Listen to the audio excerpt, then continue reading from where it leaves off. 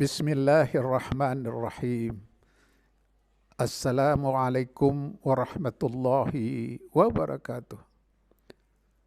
Judul kajian kita mengakikahkan anak.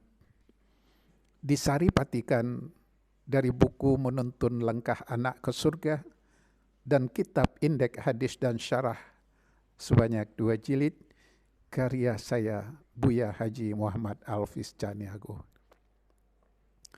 Dalam sebuah hadis Rasulullah Sallallahu Alaihi Wasallam yang diriwayatkan Tirmizi dan lain-lain, anak laki-laki itu tergadai dengan akikahnya. Ya, disembelihkan binatang sembelihan pada hari ke-7 dan diberi nama pada hari itu dan dicukur rambut di kepalanya.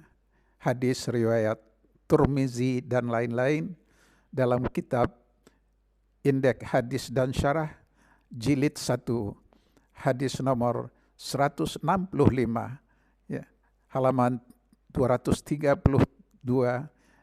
karya saya Buya Alfiz Caniago. Pemirsa pencinta Buya Alfiz TV umat Muhammad yang terpilih dan terhormat. Setan senantiasa mengintai bayi kita yang baru dilahirkan. Sejak saat pertama kali ia melihat alam dunia, begitu bayi kita yang mungil, menggeliat setelah keluar, maka setan senantiasa berusaha keras untuk menjadikan agar berada di dalam genggamannya, ya, berada di bawah penguasaannya, memasukkannya menjadi bahagian daripada kekasihnya dan golongannya. Setan sangat berambisi untuk melakukan hal itu. Sehingga kebanyakan bayi yang dilahir akhirnya menjadi bahagian dari tentaranya. Hal itu sebagaimana yang difirmankan Allah Subhanahu wa Ta'ala, berserikatlah dengan mereka pada harta dan anak-anak mereka. Quran Surat Al-Isra ayat 64. Maka untuk melepaskan dari hal seperti itu, Allah Subhanahu wa Ta'ala mensyariatkan bagi orang tua untuk melakukan penyembelihan sebagai tebusan. Pemirsa, pencinta Buya Alfiz TV, umat Muhammad Sallallahu Alaihi Wasallam yang terpilih dan terhormat. Jika kita bayangkan bagaimana lemah dan berdayanya bayi kita itu ketika berada di dalam intaian setan, karena laksanakanlah akikah. Sebab akikah adalah sebagai tebusan untuk melepaskan diri dari tahanan syaitan yang terus ingin merusak masa depan atau akhiratnya bayi kita. Bagi kita seakan menunggu terus sampai disembelihnya syaitan yang menahannya, karena syaitan telah bersumpah akan senantiasa menggoda anak cucu Adam. Imam Ahmad mengatakan, ia tergadai atau tertahan dari memberi syafaat untuk kedua orang tuanya.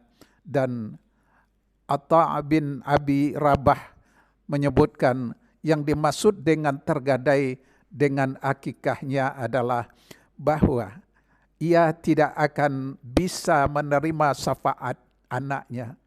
Allah telah menjadikan ibadah dari sang anak sebab untuk membebaskan dari belenggu syaitan yang telah mengikat belenggu itu sejak bayi kita lahir ke dunia.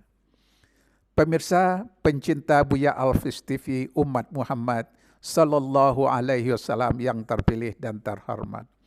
Dalam sebuah hadis disebutkan, riwayat Salman bin Amir al-Dabbi radhiyallahu an, aku pernah mendengar Rasulullah Sallallahu Alaihi Wasallam bersabda, akikah dilakukan untuk seorang laki-laki yang baru lahir, maka sembelihlah binatang untuknya dan bebaskan dia dari kesengsaraan.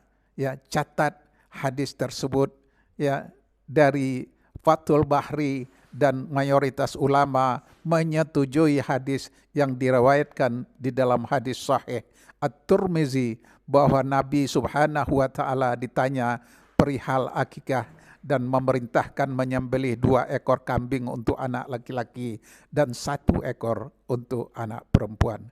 Dan ini adalah sunnah Nabi Muhammad sallallahu alaihi wasallam. Ya, kitab Indeks Hadis dan Syarah jilid 1 hadis nomor 168 halaman 232 karya Buya Haji Muhammad Alfiz Caniago. Imam Ahmad, Tirmizi, Abi Daud, Nasa'i, Hakim, dan Ibnu Hibban meriwayatkan dari Ummu Khar Al-Qaba'in bahwa beliau berkata, 2 ekor kambing untuk anak laki-laki dan 1 ekor untuk anak perempuan. Ya, tidak ada masalah apakah kambing itu jantan atau betina. Akikah itu disembelihkan pada hari ke-7 atau ke hari 14 atau hari ke-21 pada saat keluarga tidak lagi sedang sibuk mengurusi si ibu yang baru melahirkan. Menurut Imam Malik, akikah itu bukanlah wajib, akan tetapi mustahab, disukai sunnah. Ya, disukai sunnah. Dan ia senantiasa diamalkan oleh orang-orang di kalangan kita. Dan orang mengakikah putranya sama dengan melakukan ibadah kurban. Ya. Binatang yang disembelih tidak boleh kurus, tidak boleh cacat atau sakit, dan tidak boleh pula dijual dagingnya maupun kulitnya. Keluarga yang melakukan akikah boleh makan dagingnya dan menyedekahkan kepada orang lain. Namun sebab anak tidak boleh menyentuh darahnya. Ya, demikian besar perhatian salafus saleh mengenai masalah akikah. Sampai-sampai ada salah seorang di antara mereka yang tidak mempunyai harta. Ya, tetapi akikahnya putranya dengan menyembelih seekor burung. Imam Malik dalam kitab Al-Muwatta meriwayatkan sendiri dari Muhammad bin Ibrahim ya, bin Haris At-Taimi bahwa ia berkata, aku dengar ayahku menganggap sunnah menyembelihkan akikah sekalipun hanya berupa seekor burung. Ya, bangsa Arab sebelumnya memang sudah tidak terbiasa mengakikah. Ya, mereka akikah merupakan suatu yang lazim dan merupakan sunnah yang ditekankan di dalamnya terdapat banyak sekali kemaslahatan, baik bersifat harta benda maupun kejiwaan. Kemudian Rasulullah Sallallahu Alaihi Wasallam melanggengkan kebiasaan ini, mengamalkannya serta menyarankan umat beliau untuk melaksanakannya. Maka Allah berfirman, sibghatallahu wa man ahsanu minallahi sibghatau wa nahnu lahu abidun.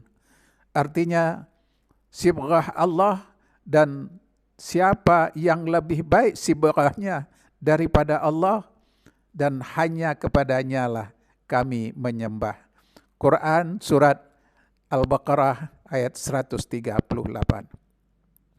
Keuntungan akikah ialah menggambarkan secara tidak langsung ya tentang nasab anak, mengikuti ajaran untuk menjadi dermawan dan mengendalikan diri agar tidak bakhil. Akikah di masa-masa kelahiran sang anak juga berarti mengorbankan anak itu sendiri di jalan Allah, seperti yang pernah dilakukan oleh Nabi Ibrahim alaihissalam, merupakan bentuk pendekatan diri kepada Allah. Dari bayi yang dilahirkan, ya masa-masa awal, ia keluar ke alam dunia, bayi yang dilahirkan jelas mendapat manfaat atau keuntungan dari hal itu, sebagaimana doa itu bermanfaat baginya. Begitu juga membawanya ke tempat-tempat ibadah dan tempat-tempat suci. Ya, banyak cara yang dapat dilakukan untuk menanamkan jiwa berkorban pada anak dengan akikah.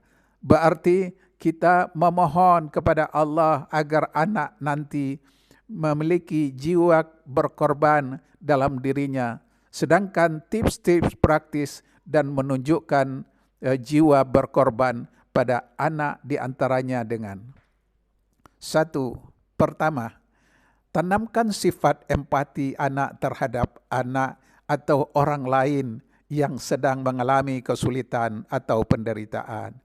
Katakan kepada anak, ya, bagaimana jika yang sedang susah atau menderita itu adalah dirinya.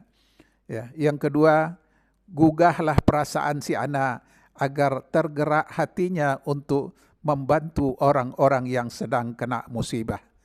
Yang ketiga, tumbuhkan sifat kedermawanan ya dalam diri anak serta sifat-sifat sosial lainnya.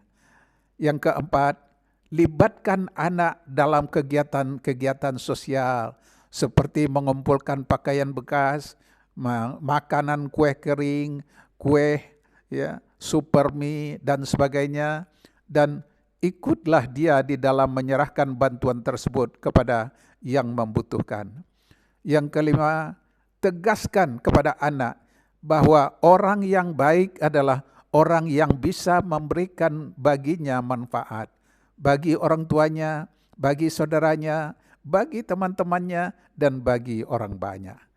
Yang keenam, dengan bahasa yang mudah dimengerti, ya, ceritakan kisah dan pemahaman mengenai nikmat di balik kisah korban antara Nabi Ismail dengan ayahnya, Nabi Ibrahim, atau kisah-kisah lainnya yang penting berkorban.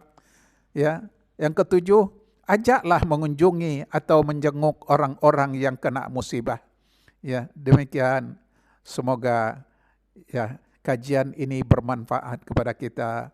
Kita senantiasa berusaha untuk bisa melaksanakan perintah Allah, ya, membimbing, insya Allah Allah membimbing hati kita ya di jalannya.